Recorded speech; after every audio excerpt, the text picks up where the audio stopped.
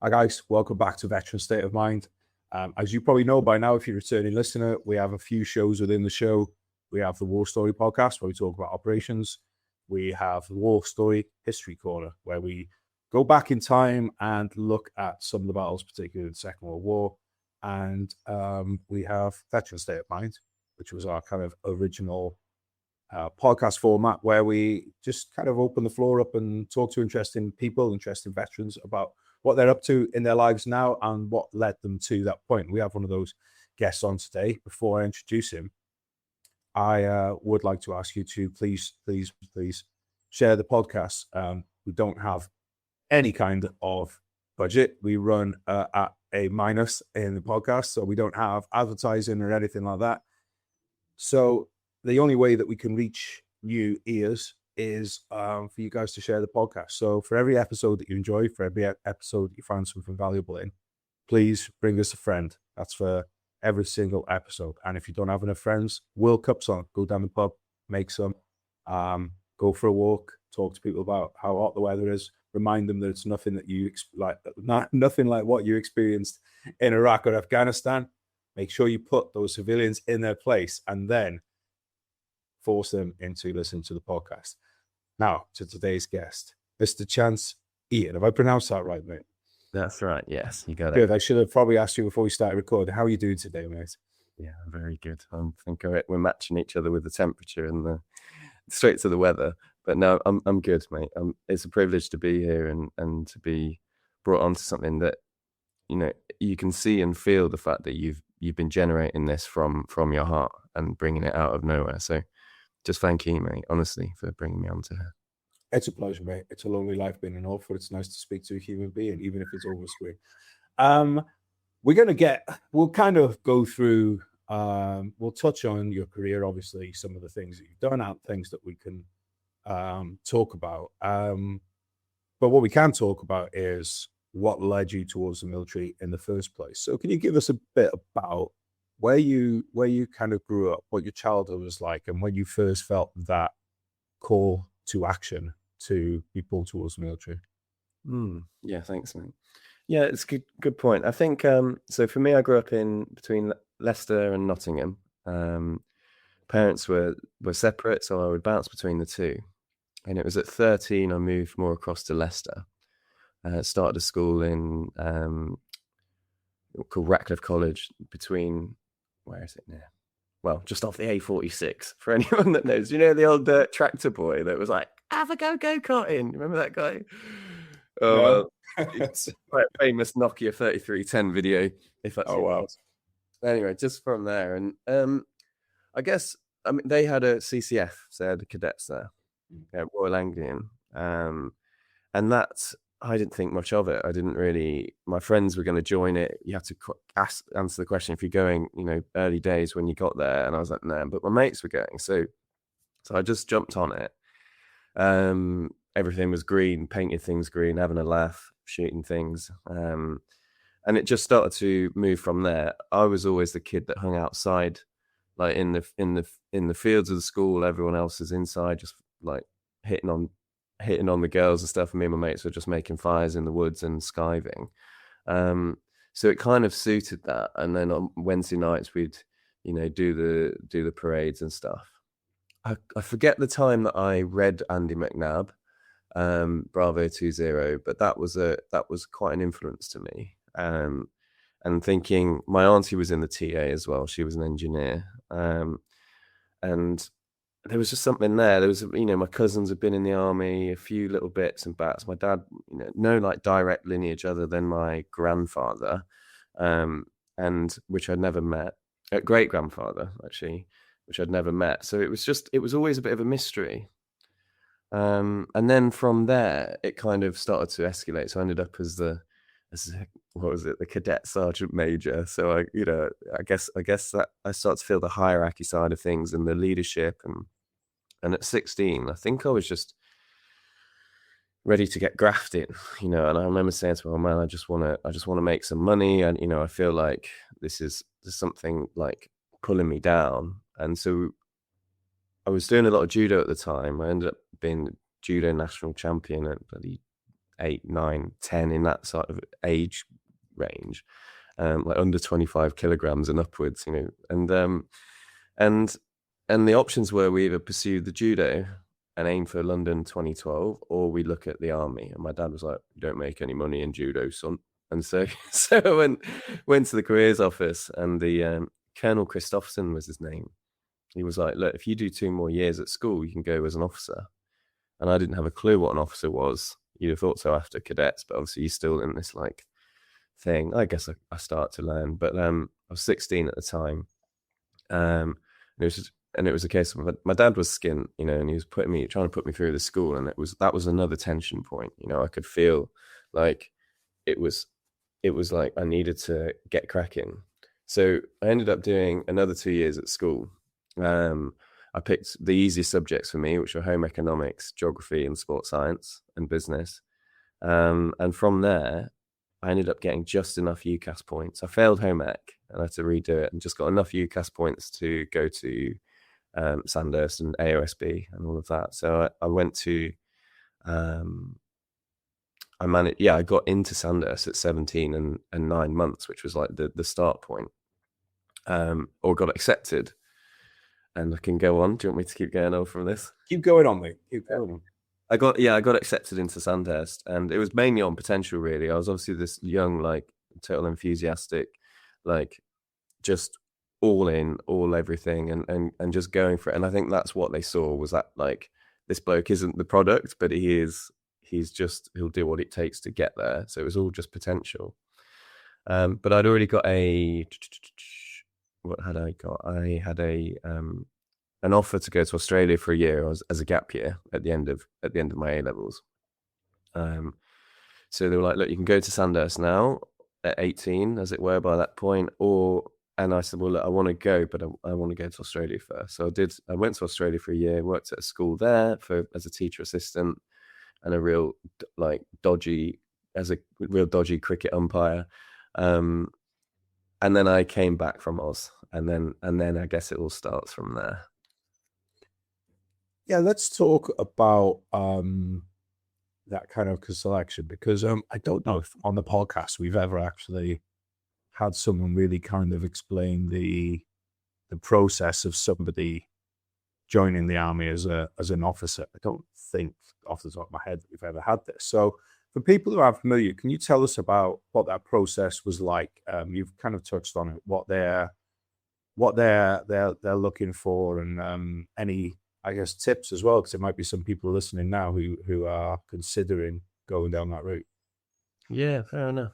So I guess for the audience, the difference between the officer and the soldier, I mean, there's loads of like banter things out there with this, and they're probably all right, is I guess one, I would say the soldiers go down like a specialist route, become more of a specialist, and really hone their craft and master that speciality in the corps, the regiment, whatever it might be.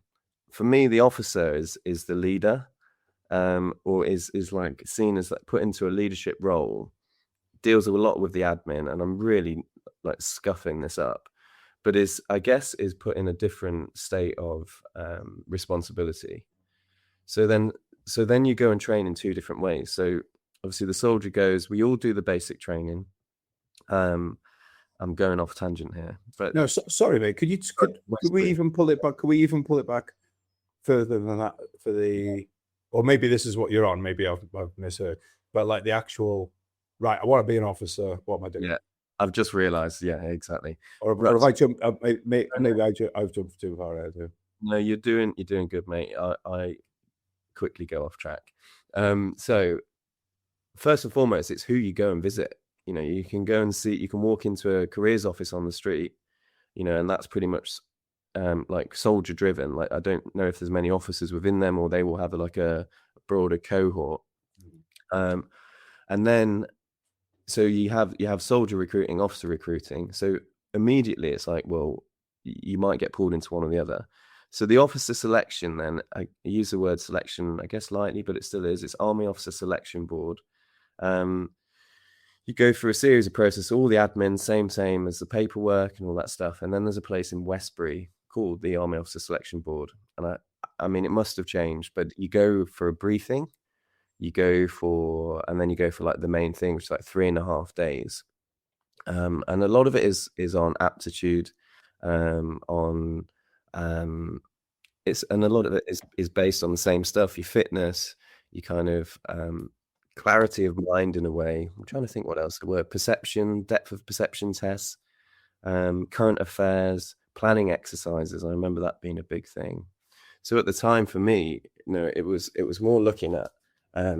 I had a Nintendo DS and I was doing like loads of brain training games.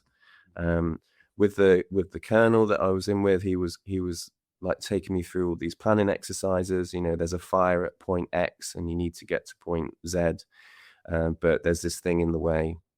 Command tasks were another thing. Your classic, like, you're there as a group and you need to get people from A to B, but it's shark infested water, and you've got 2 planks and a barrel. The first one is with a leader and you're the nominated leader. The second one is leaderless.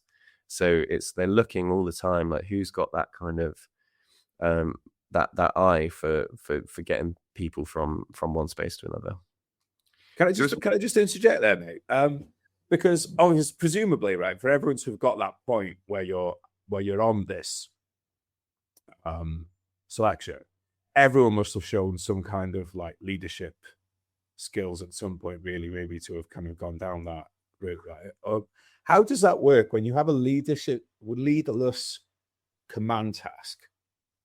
How does it work with what kind of personalities? Because everyone's wanting to make a good impression, right? Everyone's down there for the same reason, because they want to go to Soundhurst. How did that work in your experience? Maybe just experiences in life where you have a lot of leaders together. What kind of personalities have you found maybe take over in those situations? And does it become almost a bit of a kind of chaos because there's the old thing of too many chefs? Yeah, fair enough. The question, what makes a leader? What is that difference? I don't know where that threshold is. I could say to you, like, Geraint, you are now a leader. It's like, wait, what? And the veil is so thin, but you do see it in these exercises, and you also see the people that think they are, and they're absolutely not. And so, I guess just getting there, the difference was education could be a thing. You had to have A levels or a degree, and I just scraped through with a C, a D, and an E in my A levels. So I was part of 5% as a non-grad at Sandhurst, and the youngest there. So I was a rarity at the time. But in those spaces, they were just fascinating, and it depends. It's a big character test. You've got some right knobbers. And it's very much, and they've been super inflated. You're this, you're that. They've got a plum in their mouth, and they think they're already a certain rank when they get there, and it's intimidating. It's like, fuck, this guy's owning this, and he's got it. But then actually, you see through the cracks, and it is just this facade, and they've not got it in them as such. It's just a play out, But I think for me, I mean, the best advice was, try. Not always speak last, but just listen, observe, watch, but make sure you have your input.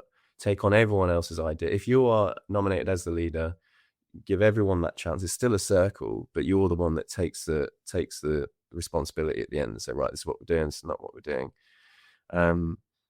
Like I say, that veil's so thin of who gets that power of the leadership. And see it in everyday life. But I guess that it is a fair question, and I think a lot of people are asking, "What is it? What does it look like? What is it this?" And it is. I mean, I'm using your own words. It's a state of mind. It is this way of being like, actually, I have worth to be here, and I do have something to say, and it's of use.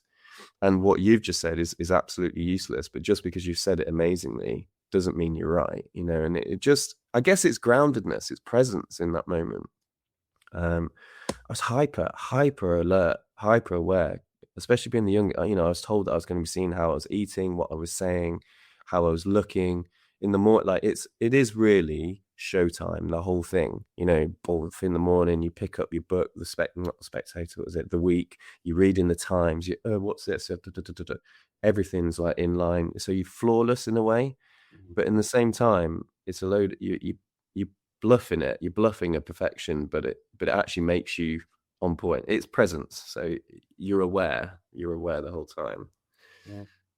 And then obviously, Lisa being one of the youngest, the youngest to go to Scientist. Can I just ask, kind of this at this point, what year would this be, and what are you expecting in terms of, like, do you have a regiment in mind, and do you have an army experience in mind? Are you expecting to get out to Afghanistan? Are you looking ahead to, you mentioned the Andy McNabb, are you looking ahead to SF?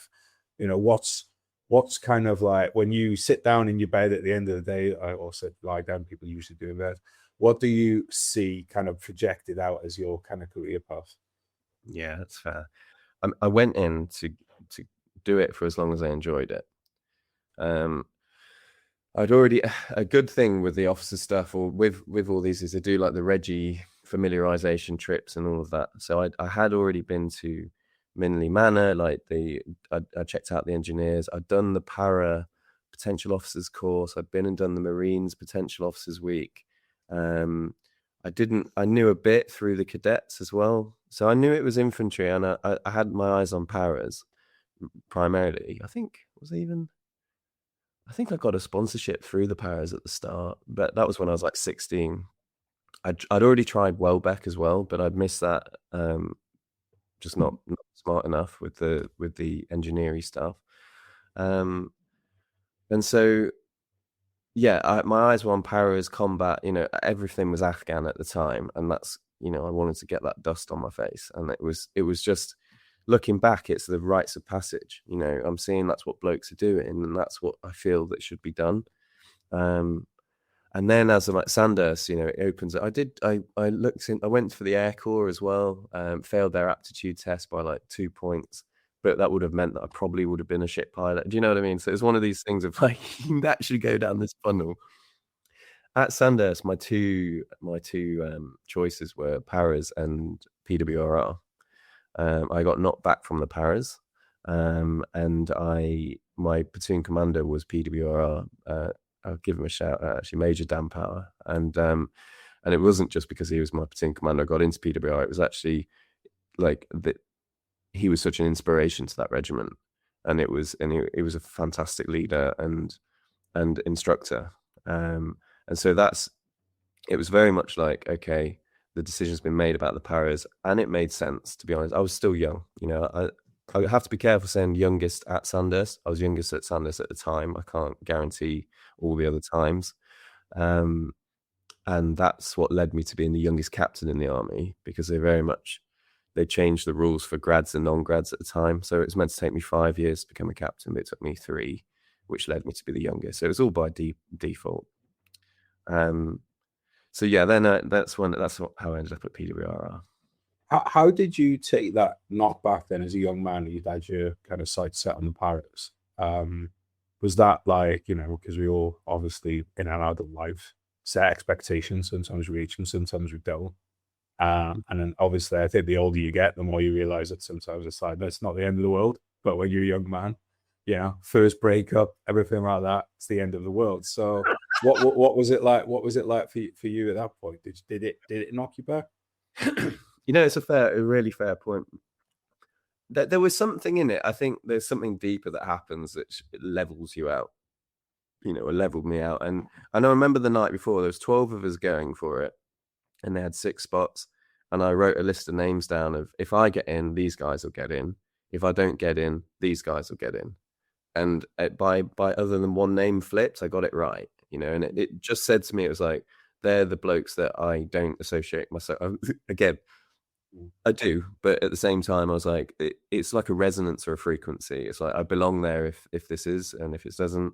And maybe, with the judo, I've lost a lot. Like judo, boxing, like I've been put in my place a lot, and it's more like, no, next, move on. Like, fucking don't wallow in this. And it proved, and trust that it was the right move, and it, I can only say it was. No proof otherwise. Yeah, okay. And then, so obviously, you're taught a lot at Sandhurst on things, but just as a human being, like, what is the differences between, chance the human being between the day that you arrived at Sandhurst and the day that you passed out? Yeah, that's a good point, man. I was young. I was still young and enthusiastic. I remember we had to do wide awake every morning, like be up at 5, daft o'clock every morning, and you'd have to go and clear the space, make sure there's no like nothing dangerous left around the camp. So everyone's up in the dark, just like, what the fuck am I doing? Just made you question it every day. And I remember at that time just seeing one of the lads, and he's like, "Oh, it's fucking shit," like just moaning. And I just said to him, "Well, we're here anyway. We might as well just enjoy it, you know." And there was just a point of being like, literally, if you're going to put yourself through this, it's a choice. This is like, yeah, it's crap, but look what we're doing. This is just ridiculous. So, and I keep myself in check with that mindset because I've not got that all the time, you know, and I have been the other bloke many a times, and I'm not any superhero at all, really, because these things are worth questioning. But the bloke at the end, I think I was more on some railway tracks. You know, I had more certainty in myself, and I think there's something about a military career that it's like two ski tracks in front of you going up a hill, and all you've got to do is just keep moving up that hill. You know, and there's things that go off piste and stuff. But I think that's where I was on. Very direct, albeit I was dating a girl in Australia before, and then she came to meet me, you know, after Sandhurst, about a year later after, and her message was, "Don't forget who you are," you know, and that resonated with me a lot. And she gave me a compass as a gift, so it all makes sense. So I've probably gone off it massively, mate. To be fair. So obviously you went through Sandhurst, which is a military academy. You also attended the Indian Military Academy. How did that go about? Yeah, it was interesting. They do these exchanges while you're there, you know, in the gaps between the what do you call it? The not lecture, terms. Between the terms, there's different things that come up. Anyway, the Indian Military Academy came up, and I think I was taken as the wild card, to be honest, because they took all the Cav and Guards officers, like 2 of them, and the main guy was this Guards representative, and it was all, you know, kind of la-di-da. And I think they took me out of sympathy, really. But it was like Sandhurst, but 100 years before, and the blokes were doing stuff. Instead of 1 year training, it was 2 years. They're still riding horses, playing polo, but old colonial style, you know, like every bloke got issued a bucket, and their punishments weren't like ROPS or what do you call them, the parades or whatever. They were actually, everyone had to parade outside with a bucket full of water, drink, do helicopters standing and just spinning on the spot for like hours, and puke the water up, drink the water again, and roly-polies. Every lad had a scar on the back of his head and the bottom of his back from roly-polies. It was just like 300-meter roly-polies back and forth. And so it was old school, but it was also a good laugh. But it was a good insight, and again a look into their history, and you know, the things with the border with them. And yeah, 4 weeks I was there, so it was a little stint, but then I got given an actual Dobie Waller, you know, like the bloke to do my washing and polish my boots. It was a bit of a spin-off. Amazing. It must be terrible going back to the works army after that. Oh, I loved Dobie Waller. So, you know, obviously, but you went out to Australia, and then have you always had a bit of a travel bug in you? Yeah, fair. I went to the same school at 16, actually, on a summer exchange, so for like 8 weeks. And so I went back to that school. It was like a Catholic school kind of exchange thing. And in the gaps, it gave me that chance to travel and do the East Coast, and went to New Zealand. And I think so, yeah. I guess at 16, it really opened my mind. You know, I grew up in a certain space, hadn't really left it that much. And when I went to Oz, like the bubble burst, and it was like, actually, I don't need to be that miserable. Very much. It was, you know, it was an eye opener, and it was very much like there's other stuff going on. And I think that's all we need in life, this little shift change of perception. and then you can roll with that back in your own environment. So yeah, it gave me that, and then going back again and being established in the night. We're in a little music house thing, but it was on a nice part of town, and yeah, contrast, mate, is a big thing that is stuck with me really. So let's talk about your first few years in the military there. Massively open-ended question, mate. Once you've kind of got out of Sandhurst, then you'd be what at this point, 20 something? Yeah. How did you find arriving at the battalion? I guess as well, like, how did the blokes receive you as well? Because there's always going to be a thing about getting a new officer. I mean, getting a 20-year-old officer, did that add to the difficulty of winning over the blokes? Because you do have to win them over, don't you? There's always the resistance to change, because I think a lot of the times people get a new officer, start with the usual thing, and by the end of the couple of years that they're with them, they probably want to hold on to that officer a lot of the time if it's a good one. And then you might be replacing somebody who's very well liked and respected by that point, or not. Sometimes not. But how did it go for you? Yeah, fair, mate. Thank you. Well, first up at the end of Sandhurst, they got us all to stand up in the hall, and they were like, "Right, if you're in this regiment, sit down. If you're in this regiment, sit down." And they went across the whole thing. I was the last man standing, and they basically said, "You're not off to Afghan." And I was like, "What the fuck?" And there was me and a few other regiments, that were like, sit down, you're going on this tour, you're going on this tour, you're going on this tour. And it was like, and you're not going. I was like, what the fuck's going on here? And then I'm off to Brecon, and to learn all this stuff. And I'm like, I'm still set, I'm like, fuck it, I'll find somewhere else, or I'll transfer, or I'll just, truthfully, I became a bit disenfranchised in the whole regiment thing at this point, because I was like, I love it, and I'm for it, but at the same time, I was there to do something like a firefighter. I just got all my training, and then I'm like, there's no more fires, and I'm like, what's the point of me being here?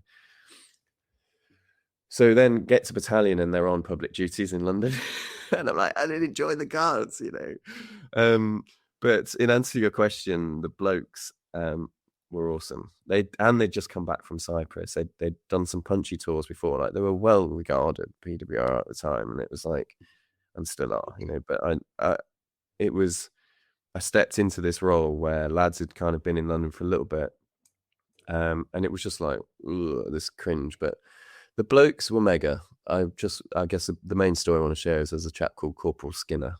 And pretty much on my first day, I think it was, he just walked in and said, "Boss, I need to show you something. I've got a problem." And he just wanged out the biggest cock I've ever seen, flat out on my desk. It was bigger than a baby's arm. And he just looked, and I went, "Yeah, fucking fair one, mate. What do you do? Like, thanks. Maybe there's a problem. I don't know." But it just leveled everything out in a way. It was like, cool, this is what I've got to deal with. Like, there's no like bullshit here. Like, I don't know how this measures up to that, but it just took that veil off. And my sergeant at the time, Sergeant Billy Menzies,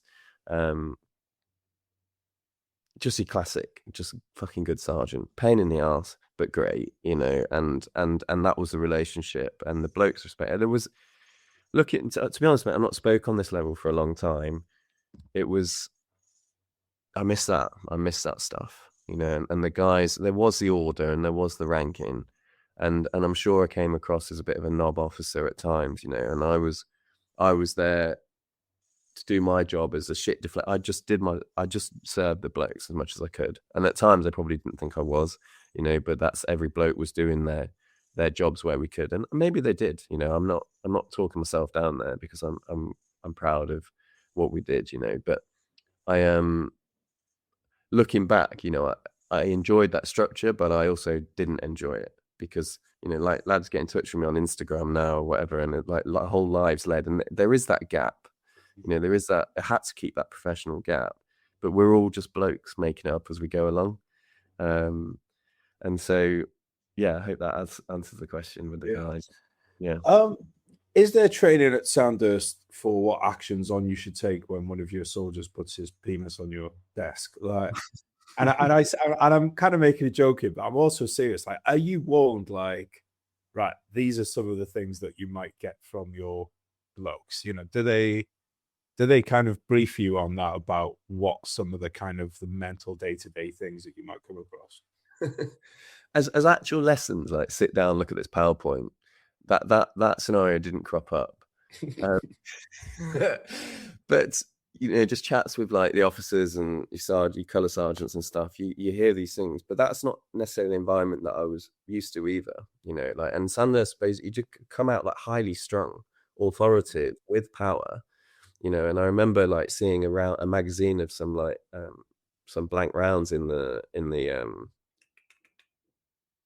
what do you call it, in one of the drawers, not the drawers, but it was being dealt with, but I had this flap attack of like, shit, very much like, who needs to get reported, and it just took the sergeant to be like, look, Chance, this isn't, or boss or whatever, it was like, this isn't, everything's on, it's already sorted. I feel like I'm dropping blokes in it now, but you know what I mean? It's just one of them things of like, there's what things should be, and then there's things that are like, just let things like roll. Like this is a working operation already. Like we know what we're fucking doing. We don't need, like, you're cool for some things and we need you in these, but others just keep your fucking nose out and stop being that guy. And that was the leveler. Do you know what I mean? It was like blokes needed me to be in that space because they needed to be in their space, and that was fair.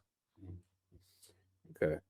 So public duties in London then. Are you thinking at this point then, fuck, I've kind of missed the boat on Afghan. How can I, get some, how can I get some operational experience? Because it sounds like, these guys have been in Cyprus. A lot of these guys probably quite happy to not be going away. Probably had a gut full of it, Yeah.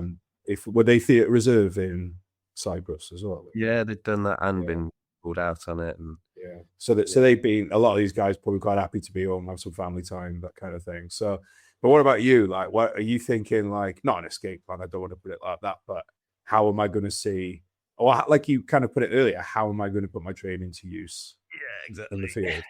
Yeah, mate. Yeah. So at this point, I'm scanning the horizon, and amongst the officers, it was competitive because it wasn't, there was other jobs coming up with other regiments and TRB and this, that, the other, and so to try and shine in a Woolwich barracks of like just organizing mess stews or making sure your boots are shiny, it was a bit, you couldn't. It was becoming a bit backstabby and a bit like nonchalant and just pointless stuff, So yeah, I had a few conversations with the adjutant trying to get transferred. I wanted to do Pathfinders at that point as well, trying to get on it, and it was like, no, you just do this, and then you get to do that, and you get to do that, and I'm like, the jam was always tomorrow, and then we were still booked to go into Kenya, so that was like, right, if we get to Kenya with the blokes, I've done some of that, like as a platoon commander, and then it was like, maybe you go across, because some lads that were better than me, I guess, were getting that responsibility and going across. But I was still the young kid, Going across, meaning to other regiments and getting a tour.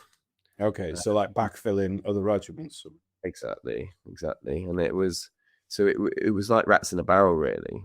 But looking back, there was something that just was obviously just not for me.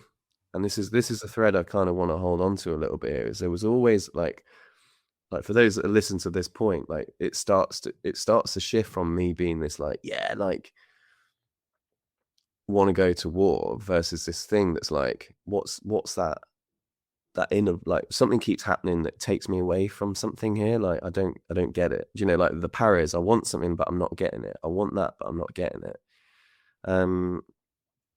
So then I got posted to Catterick as a platoon commander, and I'd live by this: if what you're good at, no, those that can do, those that can't teach. And I was like, I can't go to Catterick. I can't. It obviously means I'm shit, And then I'm like, chance. And what I could start to see here was like the hybrid in me. Like I wanted to be a soldier at 16. I went to Sandhurst as an officer. I'm getting annoyed with the drudgery of all this like paperwork and being told how to speak and do this stuff. And I see myself as more as a hybrid going on right now. Like, I mean, I want to hang out with the lads because they're fucking good laugh. The officers are great too. Like, my allegiances are kind of like, what's going on? Catterick was great. You know, I spent 2.5 years there. Well, basically, by the time I got to Catterick, I just thought, fuck this, I'm going on selection. I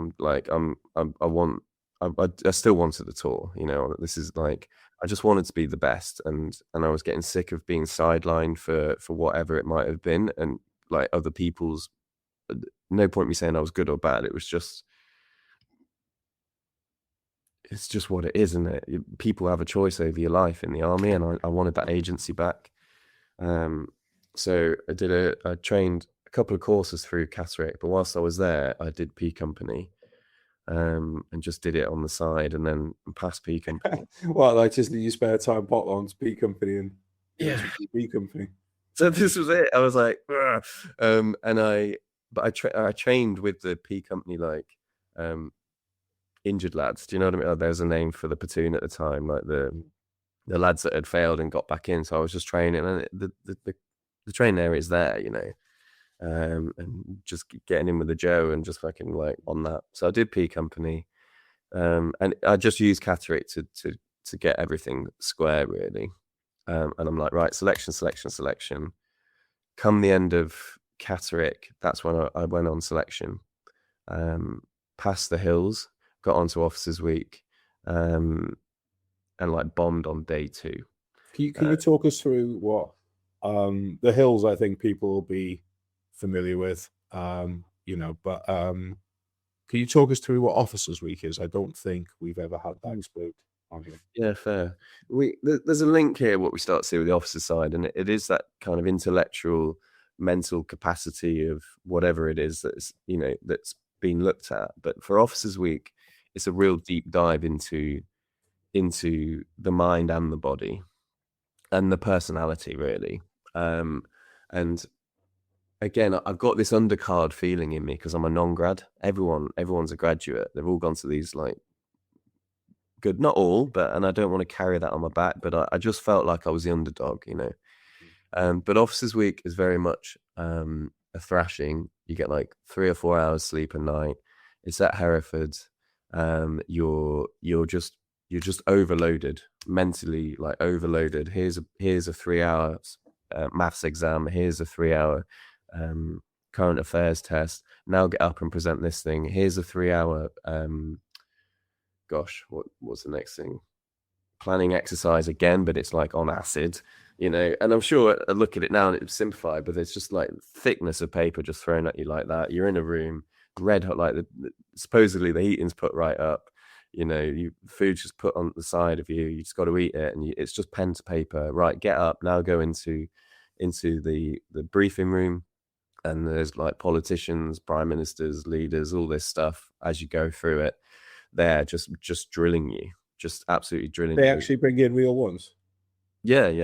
Wow. You know, it's like, for me, I hardly have my eyes on the crowd, and it, you know, it's specific, and it's, I don't want to make it something that it's not, but for me, my experience is that's like the lion's den. You go in and you get pulled apart. Whatever you say, they're picking at it. I'd love to do it now. I would genuinely love to do it now and see where I fared. But at the time, I was like, you know, and you go and do your first look, you speak about yourself for however long, you know. I had like notes, and it was like, get rid of them. I was like, I was underprepared, but I was as prepared as I could have been. I like just gave it everything. And that was always the feedback, really, you know, with that question. When you don't get it, and you when you fail something, like, I just looked, and I was like, I genuinely did it my best. Like, I went to Oxford Uni for a week and studied a strategic course there. You know, I was on like all these different programs trying to learn. But I think the point was, it wasn't that you go and be a robot. The point was you've just got to think for yourself. And I had given a part of myself over to the army where I was now robotic and I was just following. And so, fair play, you know, the Officers Week and the lads that get through. I mean, I don't know what the numbers were, something like 80, and only like 5 got through, or, you know, it's something ridiculous like that. So I was part of the numbers, and I just remember it would like it just got to me. But that was it. Next step, you know, 2 weeks later, Pathfinders, So Well, you actually went straight on the straight onto the selection. straight onto Pathfinders. I was like, I'm already fit. I've done that, so onto that 6-week course. Got through to the end of it. I was the only officer there, and there was only like 6 of us left. So it was just one patrol, as it were. And again, they were just like, it was just the officers' day stuff. And I'm like, fuck's sakes, I'm nailing the soldiering, I'm there. And the leadership side, I'm doing my best. Only 1 lad or 2 lads got through with the 6. I'm like, there's something not going on. There's something not, like, play to my strengths. What's happening? Yeah, well, okay. I wanted to kind of ask you about this because you mentioned the kind of the hybrid of you really enjoy being with the blokes and that side of things, and you said you got through the Pathfinder selection. Are you ever having thoughts at the time, and do you have them now of like, I wish I'd just gone in as one of the blokes rather than as an officer? As a bod. Well, this is it. And the thing I'm not, there's a class system to all of this. British, we've got loads of history to this stuff. And some of it does boil down to aristocracy and education and stuff. And I mean, it's great that there is that like meritocracy of, okay, I was good enough, I got in. But there was also these things of like, it wasn't about that divide or the pomp and ceremony that I cared about. I just wanted to be good at something. I wanted to just like hone my skill into something and be the master of something. And I started to realize that the officer is just a fucking good generalist, and obviously the leadership is then the specialism. I start to see it was coming away from that. But then, yes, mate, that then leads me to the next thing, really. So from there, I was like, right, I still want to go SF. I just need to work on everything that I've done. So I used the P company side I got in touch with SRR. And then I went back out to battalion in Cyprus for 3 months, and they were like, I spoke to the adjutant. I was like, look, I still want to go SF, and I want to find a job that's around. He said, well, there aren't any, and you either do this or that's it. And I went, well, just watch this space. And I just spent 3 months just pestering and hounding, and got that job with SRR through the P company side of things. Ended up as an ops officer at SRR for 2 years on the desk there. And that was a good insight. I'm now in Hereford. I'm amongst the blokes. I'm amongst the atmosphere. I can see what's going on.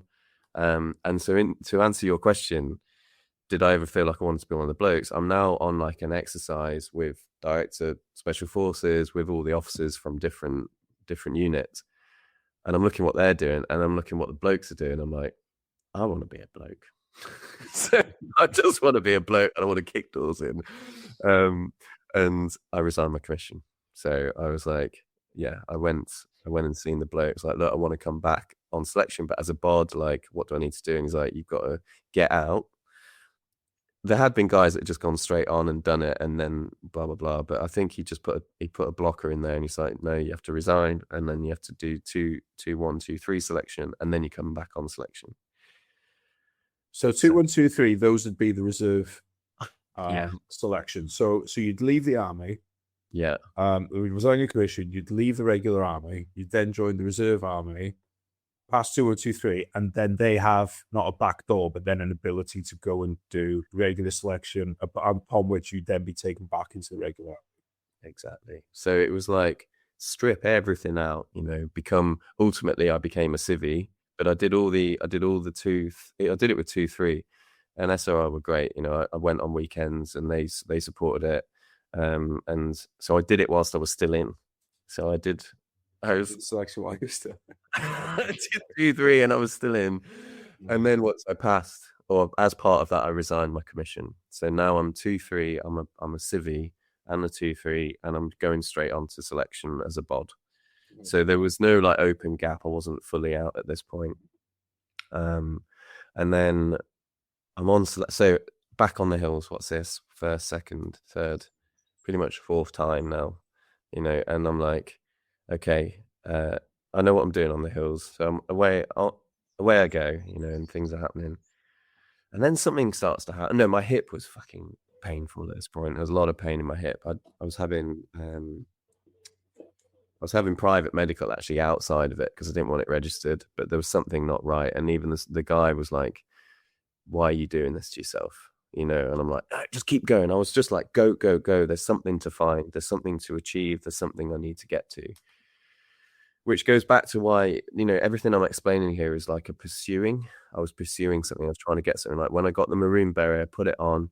I walked under the road to the other camp, just took it off, and it was like, right, next. It was just like trying to get something.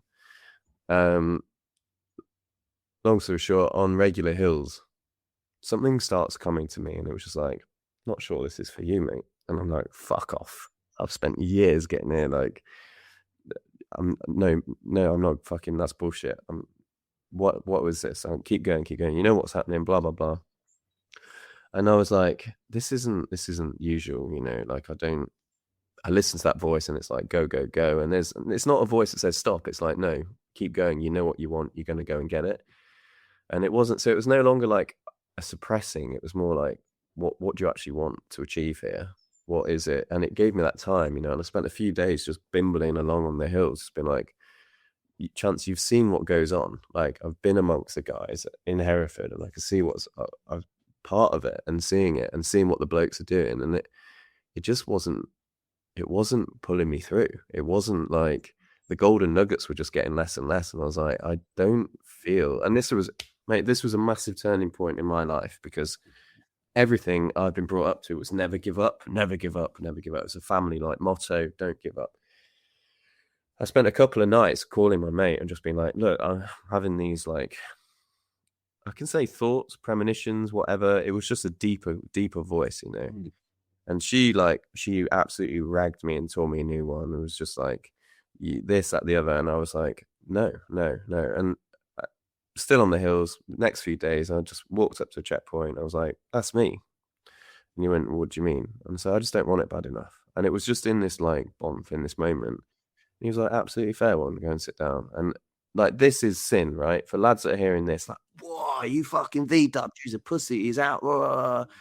And to me, mate, my whole world was collapsing in a way, because it was like, I've just gone against the ultimate like thing, never give up. And I found my notepad the other day, actually, and I just sat down. I was just so calm, and it was just like, right, this isn't giving up. This is a change of tact. This is like a change of direction. I was like a car with headlights driving down a road, and I could see more coming towards me than I could see from further back, and just seeing it wasn't for me.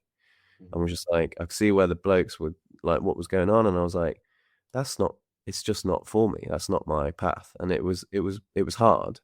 But there was something deeper that happened, and it's actually, I reconnected with my truest voice, like what I wanted to do. And like, a lot of stuff had been influenced up to this point. Like, I'm not blaming anyone, they're all my choices, but things just started to click a little bit inside, and was like, what do I actually want?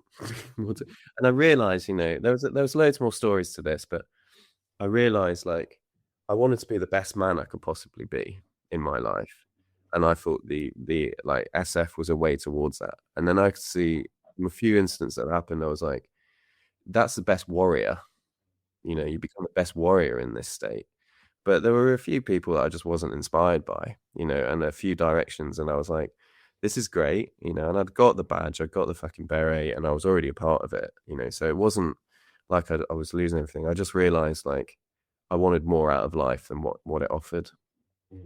And there was a limiting factor to the military that, whilst it gives in so many ways, it gives this tremendous thing. So I can't take that away, but it held back on something, and it held back really on my inner voice and my own thoughts and my own direction, my own compass.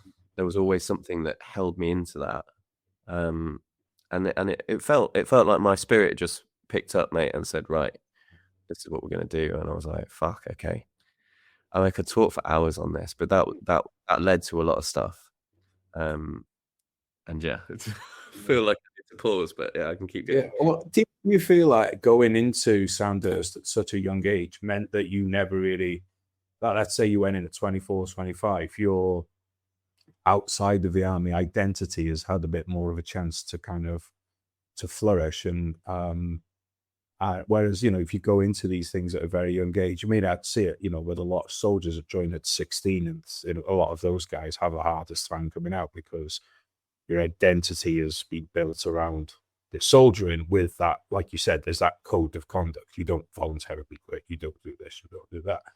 Whereas if someone's had, say, like a bit of civilian life and things like that, they might be a bit more open to the idea of, I'll go and try this and see if it's for me, but it's not my identity, and I'm sure you see that a lot with 2-1 and 2-3, where you might have guys coming in, in their 30s, maybe, who have, lived a very long civilian life, coming into it, who probably come in with a totally different attitude to your guy who's, his whole code of conduct, moral compass, all of that stuff has been set in that a bubble, isn't it? The military is a bubble, and within that bubble, the infantry, the combat arms are their own little bubble.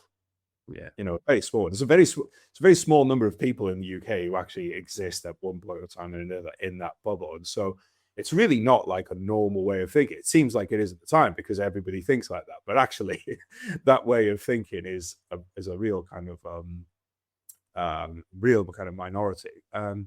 So yeah, I've kind of gone off on one there, mate. But to pull it back to my point, was it the fact that you joined so early, like this kind of, like you said, your spirit had never really had the chance to get out of you and explore around? Yeah, mate, you didn't go on at all. Like you're bob on, really. The army's like a system, isn't it? Really, we use a bubble, but it's a container. It contains different things that aren't available to the public, but it also doesn't. And it's that balance. Like we're like this osmosis in between, like what we experience and what we don't. And there was. It definitely had a part to play. Identity and knowing oneself, I think, is the message that I kind of want to start to. Well, this is really what I want. This is great for me to talk about the past, but that's then the direction that I want, things to go towards, where I didn't know myself fully. I didn't have that sovereignty, that sovereignty of mind, and I had given, and I also did, in other ways.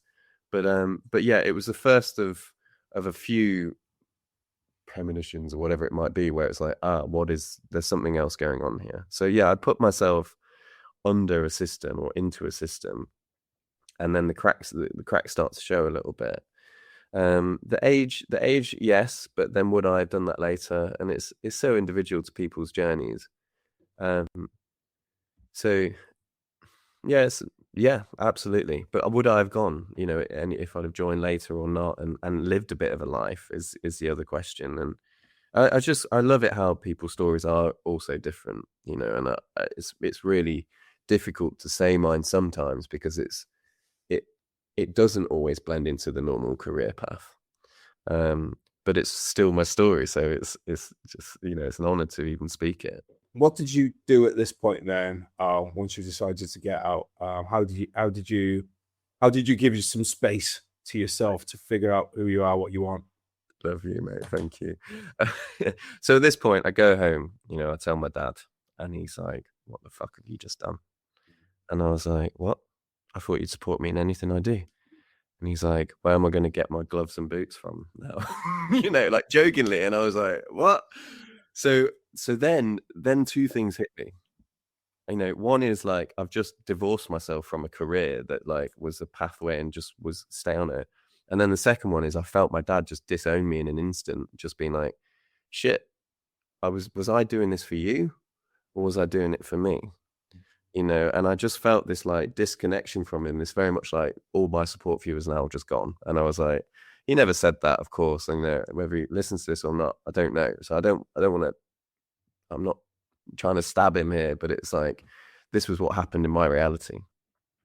So I'm like, what the fuck has just happened? I've just lost my old man, and I've lost this. Right, what's my dream? Follow your dreams. Ride off into the African sunset. Okay, so I just flew to Africa. I've already been to a few times. Got a friend out there, but long story short, got a motorbike. Spent 6 months traveling, and I took my compass and I was like, right, northeast, go. And spent 6 months traveling. Well, I just said, go for as long as you want, but give yourself a couple of months to get back down. Ended up in Malawi, South Africa, Mozambique, Malawi, flew from there up to Kenya, back down, Tanzania, picked the bike up, Malawi, then Zambia, Zimbabwe, and back in. I kind of knew myself a bit better after that. And then it was part of it was actually to go and follow. I was like, I am pretty lost here emotionally. Like, where do humans come from, and how do I come back to being a human? And so I was like, I want to just go back to where humans come from, basically. And it felt like that. It was like a pilgrimage. A longer story, but I met a guy called Chance in Zimbabwe, a local, and a later thing that happened in life was this. Holy shit! Candles just set on fire next to me, mate. Mate, what do you need candles for? It's bloody roasting today. You don't need extra. Only in a bit. It's the fire. It keeps me present. Yeah, and come back. Moved into a creative commune in Chelsea, an old police station, 500 quid a month, 50 other creatives, and was like, right, let's just go with this and see what happens. Art was starting to appeal to me at this point. Right, we cannot gloss over this. Yeah, explain to people what creative commune is to begin with. Well, I didn't know. I found it on. I was just like, I'd lived in a bit of a commune in South Africa at the end. They were all just growing weed and like living in this like walled off thing. And I was like, this is pretty cool. I found it right at the end. I was like, what's this all about? Maybe they're in like the UK, like, and these were all creatives, like video makers, some of the students and artists and stuff. I was like, this must exist back in the UK. This whole traveling thing's great, but I need to come back and face the music. And I found it on Spare Rooms. It was just this old police station. It was like a guardianship, where they're empty. So they're like a squat, but you pay to make sure it doesn't actually get squatted in. But they had done this with creatives, so they kept it tight. So it wasn't just like any hours. It was everything: video makers, photographers, to story writers, actors. And my head was like, and I got there like, what's your thing? I was like, oh, I'm a traveller, like ride motorbikes, like dragging my knuckles around. And it was an old Chelsea police station. It was mega. So have you got your own room in there? Because I've been to my first experience of this was in San Francisco. Yeah, and it was like mostly just like curtained off sections and and stuff like that. A lot of dishes in the sink as well. I remember that. But no,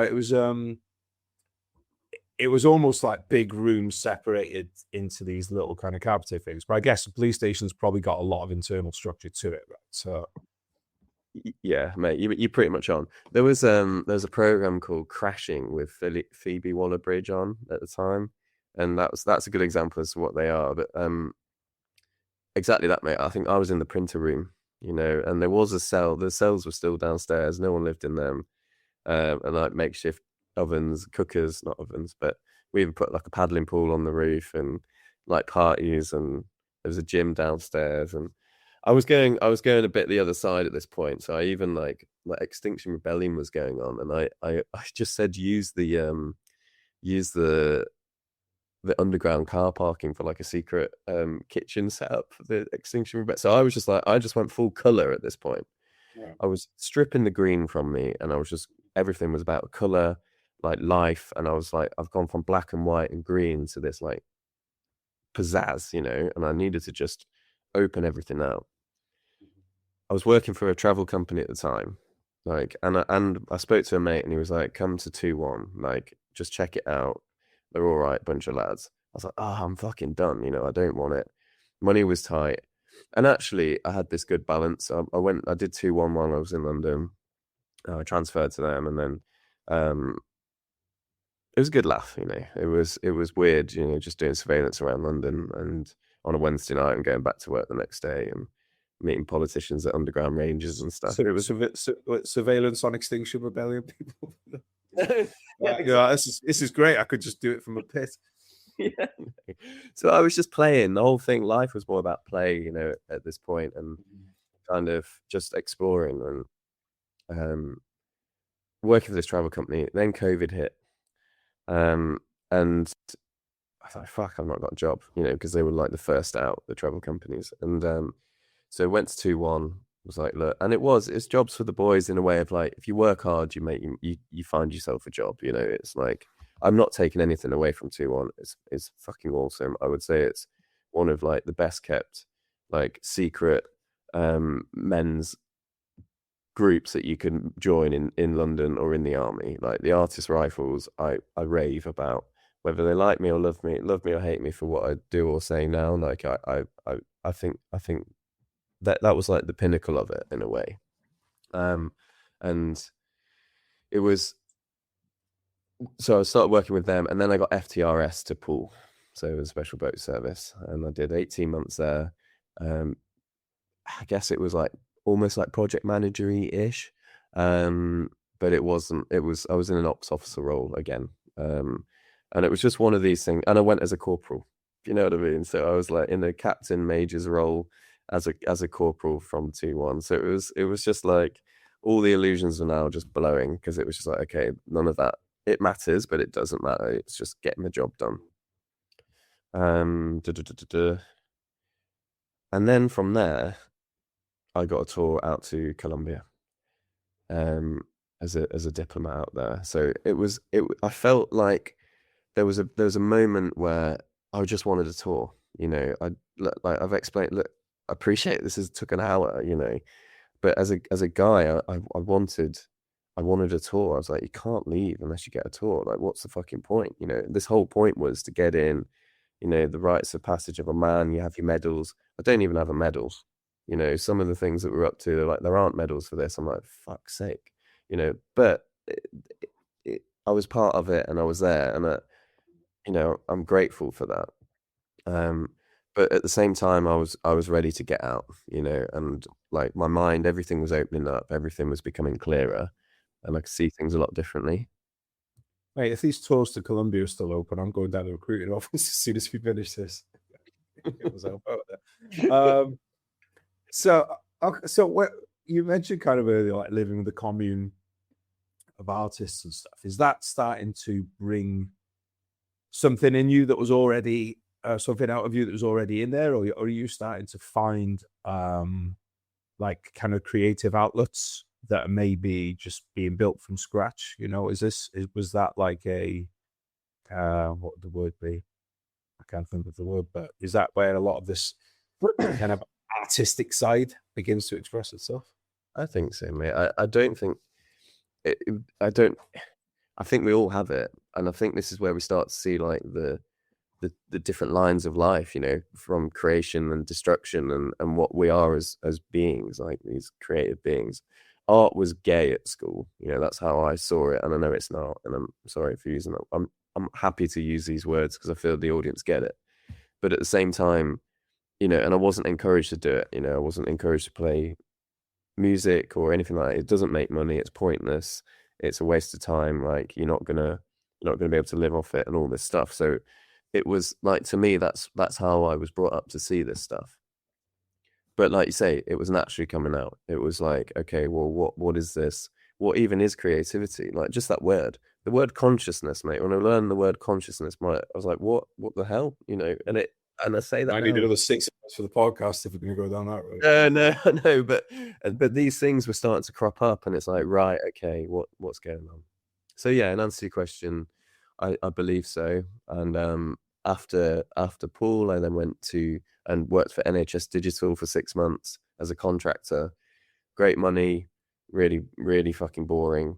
And after that, I then doing what? Like what? Well, it was still during COVID at this time, and it was on their cybersecurity. So project managing for like the networks and instilling cyber security into different parts of the network further out, different hospitals and stuff. Again, it was all right, and it's like security job, but there's something that's like, yeah, but what am I actually here for? I helped a friend do a world record in the Cayman Islands, directed that, and what was the record? It was to swim around it. It's never been done before, and he did it in 37 hours. Wow. Raised 60 odd grand and brought a load of like 60 odd probably more. I'll just see 60 twice, but a load of volunteers, Coast Guard. There's a good documentary called The Grand Swim that came out of that. But I think what we're spoiled by, but not even a bad way. There's loads of ex-military blokes making stuff up as they go along. You know, like self-made ex-military guys. You know, put yourself in there is being the author of their own life. And that's kind of, that was the inspiration from the start. It was never, I felt like you need all these badges just to prove that you can do it, you know, but it's actually, it was more to come back to myself and return to that. God, I feel like I've been talking for ages, but Well, that's the whole point of the podcast. You should podcast it. I'll keep going. So yeah, the creative side. So after those things, I started to get some mates that were like pretty alternative, pretty fun, like just dressed funky, all the stuff that never happened in the army and would have been classed as like weird. All right. And then I was like, this is actually pretty cool. These guys have got open minds and they've traveled, they've got, you know, they're switched on, you know. But it was everything that was brought up against it. They're like the slackers or whatever. And I just traced some of their roots, and they'd studied art, you know, and so I put myself on a fine art course, a year-long fine art foundation. And then now it gets juicy, you know. Now's the point of like, I'm in with like 18, 19-year-olds. That's not the juicy bit. But the point is like within myself, it's like, right, what's going on? And these teachers are switched on, and they can see that I'm like they're there to help. Everyone's just there to help. And one of the tasks was like, go away and study. If you see a symbol, follow it, you know. And the infinity symbol like just kept catching my eye, and it just led me on this whole journey. That and art, like plant medicine was another one. Festivals, I did up. I want to come on plant medicine festivals. Before I do, I guess sort of things is like, I think what you said, one of the things that definitely makes sense to me is I think some people join the army because it's a experience that you can't get anywhere else, right? Yeah. And then I think it entirely makes sense that a lot of people, when they get that, might go to something that looks the total opposite of it. But the actual driving force behind it, which is to experience as much of life as possible and extremes of life, I think I feel like that makes total sense, right? Yeah. You know, so kind of get something else about to say as well. It was definitely not about 18, 19-year-old students. There was something else. And I can't remember now. So if it pops back up to my head, I'll bring it on. But yeah, festivals, plant medicine, that kind of thing, mate. Let's get into that a little bit. Yeah, absolutely, man. So I just think these podcasts are important for people that like, I wish I would listen to some things like this going down the line. So we all leave these little like breadcrumbs the best we can, because ultimately I was trying to find something. I was trying to find myself, you know, and it's the same as every bloody hero's journey. And you're like, oh, that means I've got to do this, and this to get there. And I'm like, I've gone full retard one way, you know, and now I'm like, fuck it, let's go full retard the other and just see what this is about. My hip was still playing me up.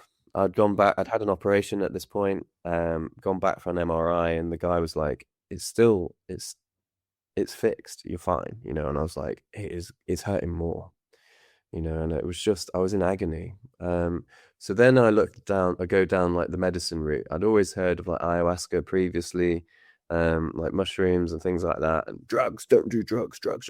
And I get certain things, you know. I'm kind of not advocating certain things, but the plant medicine was something where I needed to do something that I was told not to do. Really, in a weird way, you know. Like I always said to myself, you know, the forbidden fruit, mate. Yeah. Well, that's it. You know, that's a very human truth. Yeah, and ayahuasca like lingered with me for years. I've been to Peru 3 times and never done it. You know, I've got family friends out there. Ended up doing it in Manchester, of all places. And you know, I did like a mushroom ceremony in Glastonbury as well, and like with shamans, with like people that are well read into it and been out there for years, and so the thing with the hip, I actually had this huge release on an ayahuasca ceremony, and I had all these visions come through, and not like, again, if I'm listening to myself say this, it's not like it was there in the room, but it was just something bigger, you know, took place within me, and it was me coming back to myself, and all my hip just released. You know, it's this tension, this pulling, Like I held this huge like say crystal turtle, like this old like quartz thing, and I was like, bloody hell, you know, what the fuck? And the only way I could say it is we could see life in black and white, you know, like a picture of black and white. And in this moment, it was white and black, you know, and we can, and I think that's what life is about, seeing the two contrasts. And it was like, right, there's other things at play here. Festivals, I had my van, and it wasn't just, oh, I don't want to give any of this stuff to plant medicine. In a way, it was just a part of the journey. It just opened the door. It does not fill the room with furniture. To everyone that's listening, like, this is, it's just another thing. It can happen when you cycle, it can happen when you swim in a cold shower, whatever. Well, like, you had it when you were on the hills. In Yeah. that kind of physical meditative state, you know, no noise, just pushing yourself physically and stuff like that. And you'd already had that kind of a revelation, totally unrelated to things. So. And Geraint, you get it, man. And that's that. If we can get people to that state quicker, like, it's almost like what you need to do to get to there, and it is just turn all the knobs of noise down, you know. And so yeah, the same thing happens almost every day to me now, in a way, when I'm just on my own and listening to myself. And that did happen before, you know, but I had to explore these two ends of the spectrum to find out where I was in the middle. Now, cool, plant medicine, festivals, great for like spiritual awakenings, learning about vibrations, energy, frequency, color, sound. Like, this is like the bigger breaking out of the systems that we're in, and seeing us more for this natural form and this human cell, you know, this thing that's just, it is just bobbing around the universe, and we're all trying to make sense of it. I'm not trying to bring everyone into chaos here, you know, and I know that there's a lot of structure for good reason, but I think it's right that we find ourselves in that space and do what is true to us. So at this point, mate, I'd stripped my watch off. I did like a life fast, almost, just like cut people out, cut things out, eating cleanly, all the stuff, you know, that we see, the breath work, the meditation, like silent retreats, and the whole like spiritual tourism, went for it. And lived in my van, and there was one thing that just kept cropping up that was in line, that was the golden thread, and that was the flame, the fire. The fire was always present in each of these moments I was getting involved in, and it's, and I, you know, I got the plant medicine. It was great, but it's not the kind of thing you want to do every day. It's like, it's a one-stop shop, check it out, and then get on with life, and start building our own life in this human body. And that's where I was getting to. And it was like, I had a bit of a moment with God, and it was very much like, right, Chance, you're here for the human experience. Like, get down there and fucking get on with it, you know. And it's like, and now I blend my life within the 3D world as we know it, but also, you know, I listen to that higher state, and ask for guidance and understanding, and that, to me, it is myself. You know, I've realized there's no one out here to save us. We're all here, we're in this together. And if we need a savior, I point to the flame, to people, because it has been a part of my journey. You know, like my darkest time, I lit a candle and was like, fuck, am I even going to wake up in the morning? And when I did, I was like, thank you, you know, I'm happy with that. And that was that deepest voice of, no matter how shit things are, we've still got it in us, you know, it's in the tank. Few lads I've checked out that I know of, and I'm like, fuck, it's just a shame, because it's like a death and a rebirth, and our bodies, especially the military mind, is built not to go through that and put everything we can in between it. But when something's screaming out within you, you know, to do something, it's for me, it was for a reason. And that's what I like listen to now within myself as much as I can, and do my best to help others do the same, which leads on to all other things here. But yeah, we'll come on to those, mate. But first of all, I've got to ask you, what is your definition of God? What is God to you? Yeah, it's a good question. It's not a belief system. It's not like there's all these different. Okay. So I'm holding my hand up for the listeners to the camera. As a point of my palm, the palm of my hand is this unknowing, this like space of in between, and the fingers and thumbs coming down to it are religions. They're pathways that come down and different belief systems that get us to the middle. But the middle isn't actually an obvious point. It's like a wheel, a cartwheel with all the spokes leading down, but the actual hub in the center is not there. And so there's this liminal space between black and white that I like to work with within art, where it's infinite. It's this infinite sense of feeling where it's almost like an inner knowing. And it's not like God. For me, I believe that we are the creators. I feel that we are the universe looking back on itself. And there's my beliefs coming in. I have these thoughts, should I say, and with many others, almost like a tree where the leaves are able to see each other, but they're not able to see themselves. So at this point, Geraint, like I go into poetry, it's like, well, some blokes like, what the fuck, just say what you think. Yeah, but that's the point. It's a space that's just so lucid. But then there's two sides to Eckhart Tolle. He said, know yourself 200%. Like, know yourself in the physical world and know yourself in the outer world. And that's now the blend. So it's like, are we on this heaven on earth? Is it whatever we create of it? And that's how I see things. I have a bit of an inner voice, but it can be twisted and turned so quickly by a song or an environment.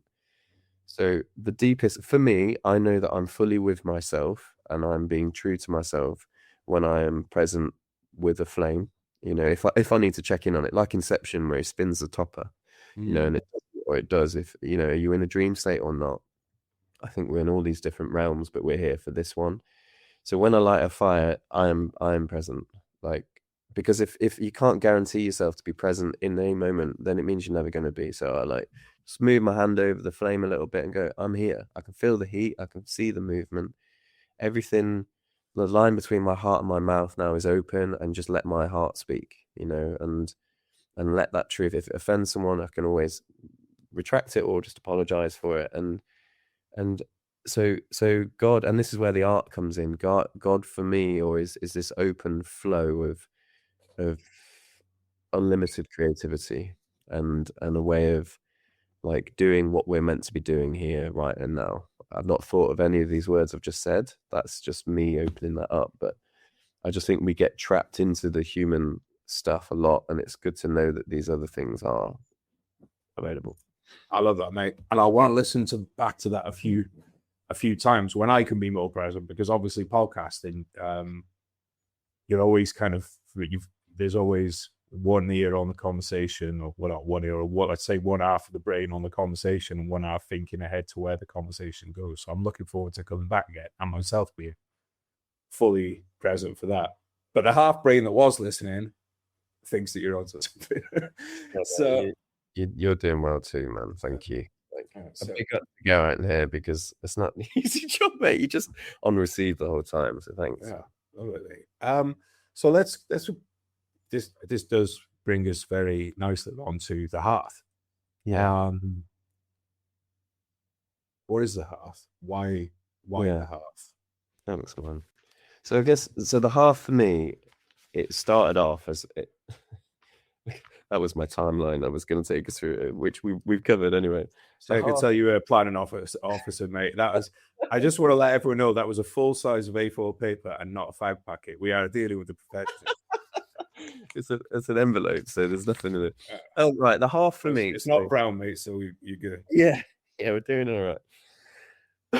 So the half for me is being like this move. It's my greatest piece of art. At the heart of it is, so it's my soul. It's my soul's following, really, and it's come from drawing to painting to land art to and as basically when you create something, if you just say spirit, just like, and I don't want it to all be spiritual here, but if you just say to yourself, like, look, tell me what I need to know, and just put the pen to paper and talk to yourself through like journaling, you get to hear your own self speaking. So art for me has been this exercise of coming back to myself. And each creation that I have, it tells me something. It's the best therapy I could ever have asked for. Like that year that I did was just pure therapy, because it was just self learning. And so it started with drawing, that told me something, then into painting, and it's starting to come alive at this point. Then it's like I did land art at festivals, and it was about creating this presence between masculine, feminine, the pyramid, which is an absolute spaceship, into this like this black hole into the ground. You'll see it on my Instagram after a few of the nutty talking head videos. And then I start to see something, and it's like, right, what's this telling me? It's like, it's about energy, about people, human presence. What is the space in between? The up, the down, the black, the white. It's just this liminal moment. So I was like, right, I can actually create this piece like with now humans. Like I bought a teepee and I set the fire in it. Had friends. This has all been open. None of it's like it's a great experience in itself. But the teepee is now like this spaceship. The fire is like the womb into the earth. Like but it's pure. Honestly, there's something happens when people are around fire. It's like it's like AI on crack with your mind. I can't. Thanks for even saying that and agreeing. It's an ancient technology. It's an ancient technology that takes you further places than any other psychedelic or like in story or whatever. And a person sitting around the fire. So then, and to bring people in, they needed a direction. So I was like, right, connect to the heart and the earth through art. The hearth traditionally is a place around the fire in a Victorian home that was kept the fire burning. It was used for cooking, it was used for like people communing together, and the idea of the house would keep the fire burning. I use it as a metaphor. If you keep the fire burning outside, you keep the fire burning inside. As above, so below. And it's like, and we are all flames. When we come together, we burn brighter. If someone's flame starts to drop, you come together, you relight it. And this has all been playing out in my life. It's been happening. And so the TP, we have a group of creative mates. We all meet on a field, the quantum field, every year. And a couple of years ago, we were like, how do we keep this fire burning? What do we do over the winter? Because the field floods and it's dark. And I said, look, I'll keep the fire burning. So I put most of my savings into renting out an old boxing gym in Boscombe, Bournemouth, Dorset. And we set up like an indoor teepee. And it became like this a community space for creatives or anyone that wanted to come. It was just like light the fire and people will come. It's like a beacon, really. And connects to the heart and the earth through art. And it just took off, really. And I've never really spoke to it like this as a past, but this is how it's rolled. And friends that are musicians called upon other musicians, people, and it brought in a lot of people that were struggling at the time. I had a friend be like, this has saved my life, and everyone was like, I was praying for this for 7 years, like, and I'm like, what the fuck's going on? Like, I feel I've got my friends helping me, but I'm financially, it's not a business to me. It's an art piece still. I'm doing just what feels right and worrying about the money later. And it starts turning into this thing. The boxing gym, it was all black. We painted it all white, brought loads of color to it. It's now a yoga center. It's like transitioning this thing from dark to light, which feels like the overall theme. Financially, I was struggling with it. I thought I had some more money coming in, and it didn't. And so it wasn't. It was going down a path where my point was to show people that they are their own savior. If we're here to help ourselves and help each other, I am no one's savior here. If you like, repeat myself, but use the fire. Where am I going with this? A few years down the line, we've still done it over the winters and just rented spaces out. I've got the TP. I've just set up the website, and it's becoming multi-dimensional now. It's fascinating. I do men's circles. I've facilitated men's circles for the last 2.5 years, and that's around the fire. And the half dot now is the website. And it's just a checking point. It'll always be grown upon, but I've offered it out to corporate events, bringing people together. People want community. people want to create together. I'm off to an ex-Royal Marines tattoo convention in a couple of weeks. I'm hosting a gentle men's gathering in the Quantum Field at the end of August around the fire. And to put it straight, like that experience in Boscombe, it was great, but it was going quite left field, and it was quite becoming, it was all artsy, and it was pretty liberal, you know. That was like full hippie mode. And then something unveiled within me where I was like, hang on a second, this thing does not just exist in a teepee, this exists in life. We are the paintbrushes, and the earth is our canvas, and we're the creators. And then it's like, shit, so these scales lifted off my eyes, and I was like, we can do whatever we want to do. We can create whatever we want to create. And I have the half to thank for that moment, because it just unlocked this almighty side where, not almighty, but this side where I could see people getting on with stuff and creating things and doing so well at things and never really understanding why. And it just gave me this perspective of, it just cut the fear out of it. And it was just, no, life is art, you know, life is this creation, and that's where we're moving towards, you know. And I have the half, which is like still my creative side. You know, the 4 principles are to gather, to tend, create, and renew. So they're like the half is one expression of me. And that's what I'm leaning towards. And I've just been to like a sacred firekeepers gathering this weekend, and there's something about the fire. There's a beauty in being connected to an element. I spoke earlier about going through a life fast where I just stripped myself of everything. The last thing I remained was I laughed with myself at Shambhala festival, and I was like, I don't need anything. I don't need anything in my life. I don't even need to breathe. And it's like, what, you know, your body does it for you, you know. And then in comes the consciousness stuff. It was like, but I need to connect with the elements, you know, fire, earth, water, air, and then this thing will happen.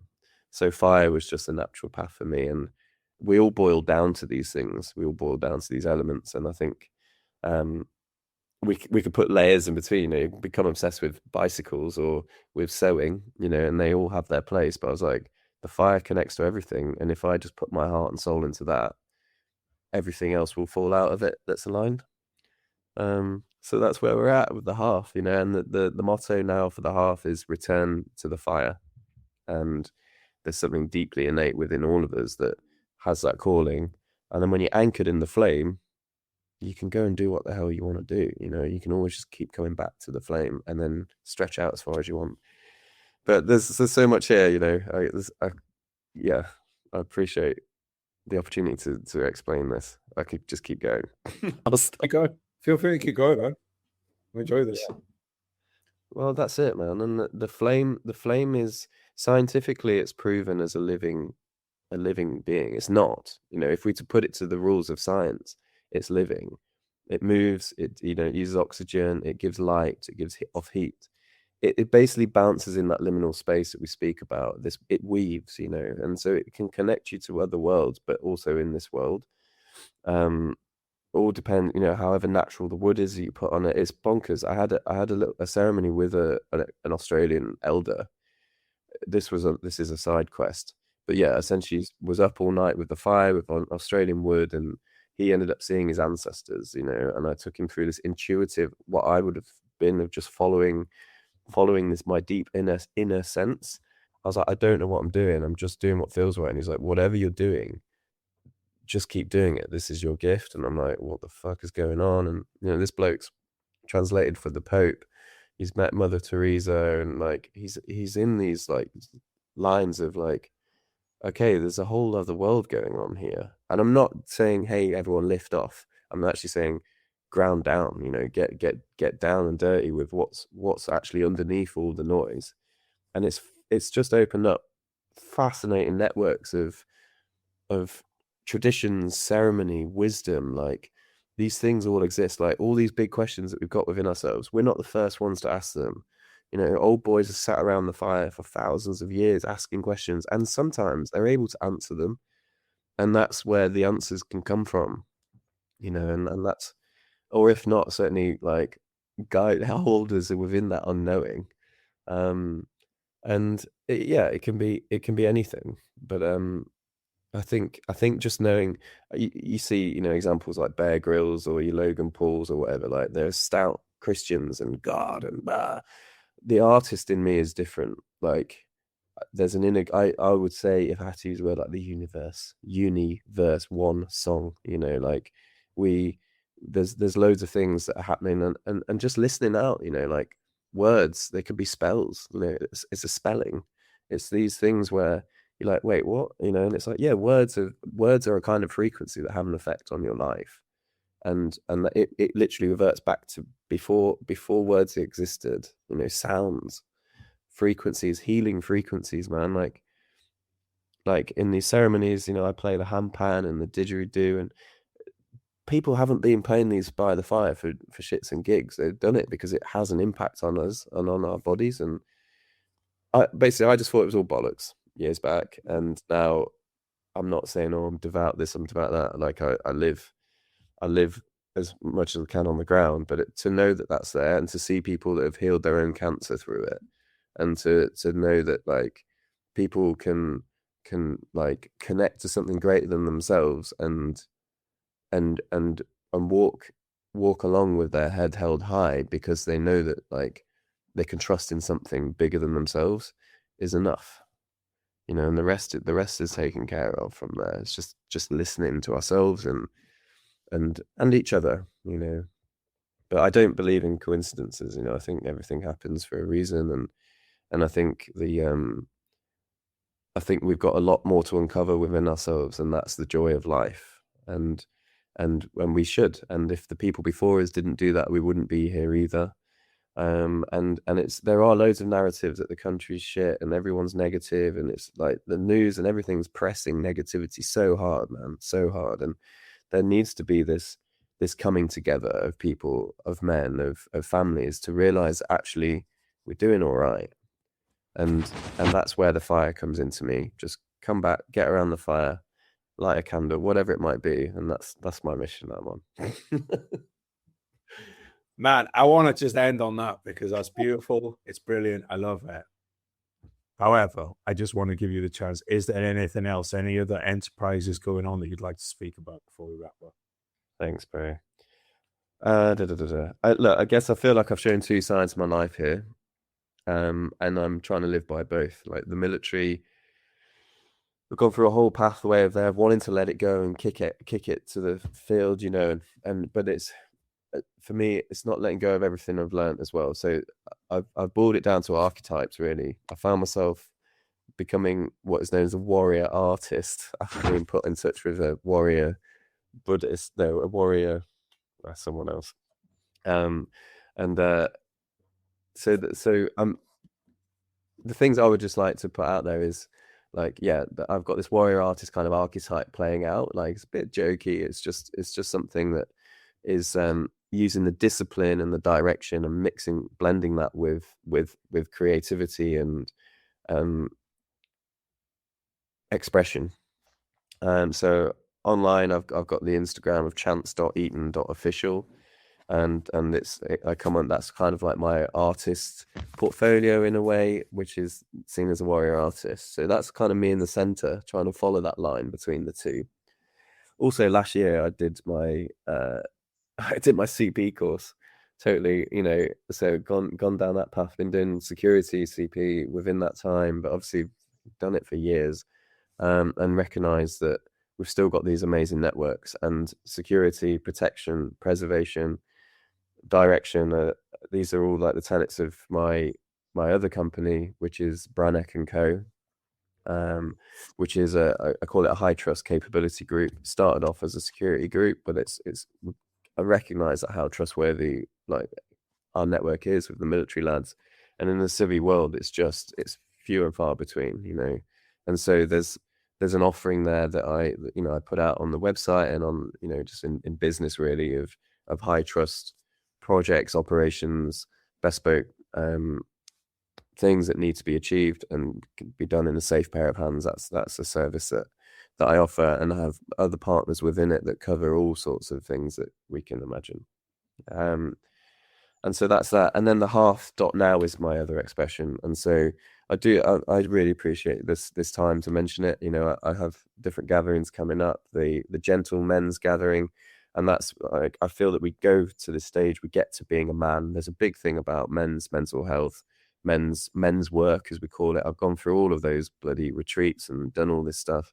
And to me, there's a higher level of a man, and there's a gentle man, you know, and that's the point. It's not driving a narrative. It's actually just sitting in it and understanding our own. So that's coming together around the TP. If you want to find that, just drop me a message on Instagram, or let's dig into whatever it needs to be, or chance.eaton@hearth.now is the email address for that. I think everything up down in the bottom as well. So perfect. Thanks, mate.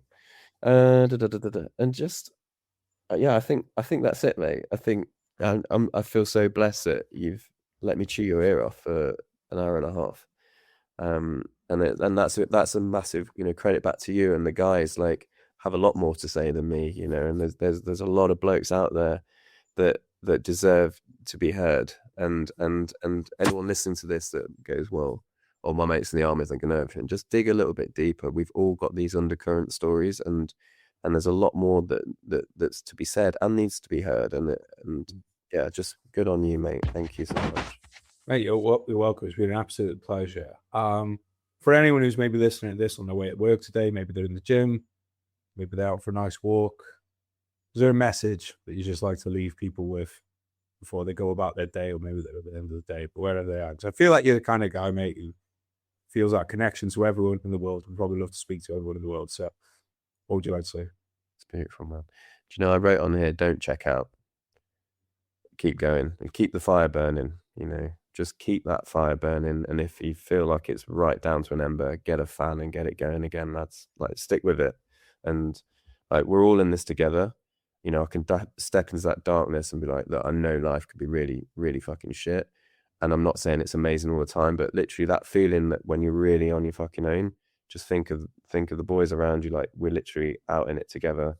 Like those darkest moments, that I can't even explain how far it goes, but trust me, we're there with you, and just reach out, and honestly, there's light. There is loads of light.